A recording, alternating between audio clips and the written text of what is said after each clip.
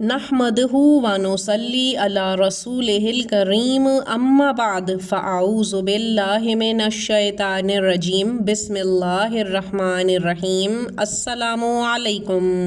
میاں بیوی پر کیا گیا سخت جادو کہ دونوں کے درمیان سخت لڑائی جھگڑے، دوریاں اور آخر کار طلاق ہو جائے۔ میاں بیوی کے درمیان ایسے جادو کی کیا علامات ہوتی ہیں کہ جن سے یہ پتہ چل سکے وقت سے پہلے کہ یہ جادو کروایا گیا ہے اور کس طرح کا جادو ہے اور پھر اس کا توڑ کیا ہوگا؟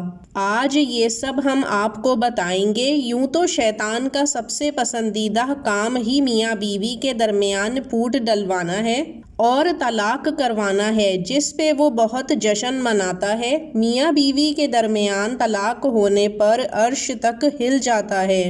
گو کہ یہ حلال کام ضرور ہے لیکن اللہ تعالیٰ کو ناپسندیدہ ترین کام ہے۔ یوں تو کسی مجبوری کے تحت طلاق ہونا علیحدہ بات ہے، لیکن اگر کوئی حسد نظر بد رکھنے والا انسان کسی دو میاں بیوی کو خوش بستہ نہیں دیکھ سکتا، ان پر جادو ٹونا کراتا ہے یہاں تک کہ ان کی طلاق تک ہو جائے، اس کا خواہش مند رہتا ہے تو یہ گناہ کبیرہ ہے۔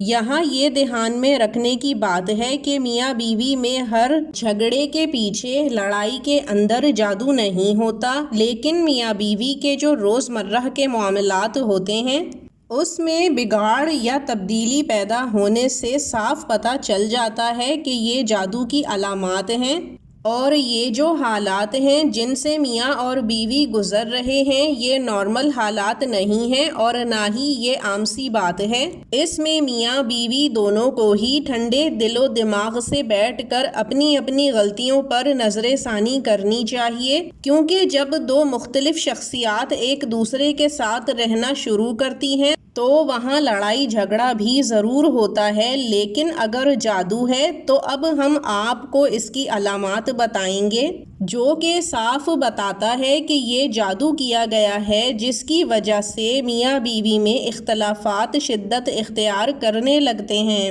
اس میں سب سے پہلی علامت تو یہ ہے کہ ہر چھوٹی چھوٹی بات پر لڑائی شروع ہو جانا اور اس لڑائی کا ختم ہونے کی بجائے شدت اختیار کرتے رہنا۔ دوسری علامت یہ ہے کہ میاں کو بیوی اور بیوی کو میاں سے بیزاری محسوس ہونا، یعنی ایک دوسرے کے ساتھ خوش ہونے کے بجائے کوفت کرنا۔ تیسری علامت یہ ہے کہ میاں کو بیوی اور بیوی کو میاں کی شکل بدل کے دکھائی دے، یعنی وہ عیب جو نہ ہوں وہ بھی نظر آنے لگیں، چہرہ اور شخصیت بری لگنے لگے۔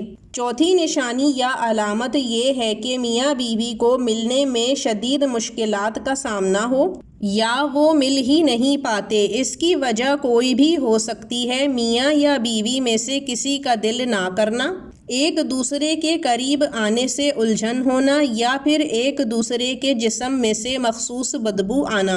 پانچویں علامت یہ ہے کہ میاں کے دل میں بیوی یا پھر بیوی کے دل میں میاں کے لیے بدگمانی آ جانا، یعنی آسان الفاظ میں شک کرنے لگنا، یہاں تک کہ شک کرتے کرتے اعتبار ہی ختم ہو جائے۔ چھٹی علامت خاص مردوں سے جڑی ہوئی ہے کہ مردوں کا یعنی میاں کا دل گھر میں بیوی میں اور اگر بچے بھی ہیں تو ان میں بھی نہ لگے، اس کو گھبراہٹ اور الجھن محسوس ہو اور وہ زیادہ وقت گھر سے باہر گزارنے کی کوشش کرے۔ ساتھ ہی یہ علامت بھی شوہر سے ہی جڑی ہوئی ہے کہ چھوٹی چھوٹی باتوں پر بے شمار غصہ آنا، زور زور سے چیخنا، چلانا، چیزیں توڑنا، پھینکنا، یہاں تک کہ بیوی پر بھی ہاتھ اٹھا دینا۔ آٹھویں علامت کہ شوہر بار بار یہ بولنا شروع کر دے کہ میں نے تم سے شادی کیوں کر لی، پتہ نہیں ہماری شادی کیسے ہو گئی، میری زندگی کا سب سے بڑا غلط فیصلہ تم سے شادی کا تھا، یا میری زندگی تم سے شادی کر کے برباد ہو گئی، تمہارے ساتھ اب میں نہیں رہنا چاہتا۔ غرض یہ کہ نارمل حالات سے بے انتہا مختلف حالات اور واقعات پیش آنے لگیں۔ یہ میاں اور خاص کر بیوی کو نظر میں رکھنا چاہیے کہ کہاں گھریلو ماحول اور میاں بیوی کے رشتے میں فرق آنے لگا ہے اور دوریاں بنتی چلی جا رہی ہیں، کیونکہ اکثر اوقات ان تمام باتوں کو نظر انداز کر دیا جاتا ہے اور نوبت طلاق تک پہنچ جاتی ہے۔ اب آ جاتے ہیں کہ اس جادو کا کیا علاج ہے، اس طرح سے اس کا توڑ کیا جائے کہ میاں بیوی میں سے اختلافات پوری طرح ختم ہو جائیں اور زندگی ہستی بستی خوشگوار گزرنے لگے۔ یہ بات بھی ذہن میں رکھیں کہ جب اس طرح سے جادو کروایا جاتا ہے، شیاطین اور جنات کی مدد لی جاتی ہے، تو ایسی صورت میں سخت جادو کو کاٹنے کے لیے بڑے وظائف اختیار کرنے پڑتے ہیں۔ ان تمام حالات میں سے میں نے بھی بہت سے حالات اپنی زندگی میں دیکھے ہیں، لیکن آپ نے اب گھبرانا نہیں ہے، اور جو وظیفہ میں آپ کو بتانے لگی ہوں اس طرح سے آپ نے بھی کر لینا ہے۔ انشاءاللہ آپ کی زندگی میں بھی دوبارہ سے خوشیاں آ جائیں گی۔ کرنا آپ نے یہ ہے کہ سب سے پہلے تو آپ نے 5 وقت نماز کی باقاعدگی سے پابندی کرنی ہے۔ نماز ویسے بھی ہم پر فرض ہے اور تمام مشکلوں، بلاؤں، جادو ٹونے سے حفاظت کرتی ہے۔ دوسرا یہ کہ آپ نے صبح فجر کی اذان سے لے کر عصر کی اذان کے درمیانی وقت میں باوضو حالت میں سورہ بقرہ پوری کی پوری پڑھنی ہے، لیکن اگر آپ سے پوری سورہ بقرہ ایک دفعہ میں ختم نہیں ہوتی تو جتنی زیادہ آپ ایک نشست میں یعنی بیٹھک میں پڑھ سکیں آپ نے سورہ بقرہ پڑھنی ہے، لیکن یاد رکھیں کہ یہ دن بھر میں سورہ بقرہ کا جتنا زیادہ حصہ پڑھیں گی اتنا ہی زیادہ جلدی جادو کا کاٹ ہوگا۔ اس کے ساتھ آپ نے ایک بوتل لینی ہے جس میں پینے کا صاف پانی ہو۔ جتنا آپ سورہ بقرہ کو پڑھتی جائیں اس پانی پر دم کر کے رکھتی جائیں، خود بھی وہ پئیں اور اپنے شوہر کو بھی وہ پانی استعمال کروائیں یعنی پلائیں، اور آخر میں آپ نے ایک پانی کی بوتل لینی ہے، لیکن اس میں کچا پانی ہو تو بھی چلے گا۔ یہ عمل آپ دن بھر میں کسی بھی وقت کر سکتی ہیں، لیکن باوضو ہونا شرط ہے۔ آپ نے قرآن مجید کی سورہ طارق کی آخری 3 آیات کو 111 مرتبہ پڑھنا ہے اور اس کو اس دوسری پانی کی بوتل پر دم کر لینا ہے۔ اب آپ نے ہاتھ سے یا پھر اسپرے بوتل سے اپنے گھر کے اندر داخل ہونے والے دروازے سے لے کر اپنے کمرے، اپنے پورے گھر میں اس پانی کا دیواروں پر ایسے چھڑکاؤ کرنا ہے کہ پانی دیوار سے بہتا ہوا زمین پر نہ گرے۔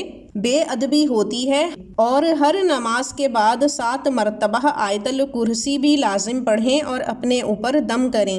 یہ تمام وظائف آپ نے کم از کم 21 دن کرنے ہیں۔ اس کے درمیان اگر ماہواری آ جاتی ہے تو آپ نے یہ تمام وظائف چھوڑ دینے ہیں، چونکہ اس میں باوضو ہونا شرط ہے، لیکن سورہ بقرہ اور سورہ طارق کا پانی جو آپ نے دم کرنا ہے وہ اتنا ضرور ہونا چاہیے کہ ماہواری کے دنوں میں آپ اور آپ کے شوہر سورہ بقرہ کا ختم کیا ہوا پانی بھی پی سکیں، اور سورہ طارق کے پانی سے آپ گھر کی دیواروں پر چھڑکاؤ بھی کر سکیں۔ ماہواری کے بعد اپنے دنوں کی گنتی پوری کر لیں۔ یہ تینوں وظائف ایک ہی پورا عمل ہے۔ اللہ تعالیٰ سے دعا ہے کہ ہر ایک کی مشکل آسان فرمائے، آمین۔ اب ہمیں اجازت دیجیے، وآخر الدعوانا ان الحمد للہ رب العالمین۔ اللہ حافظ۔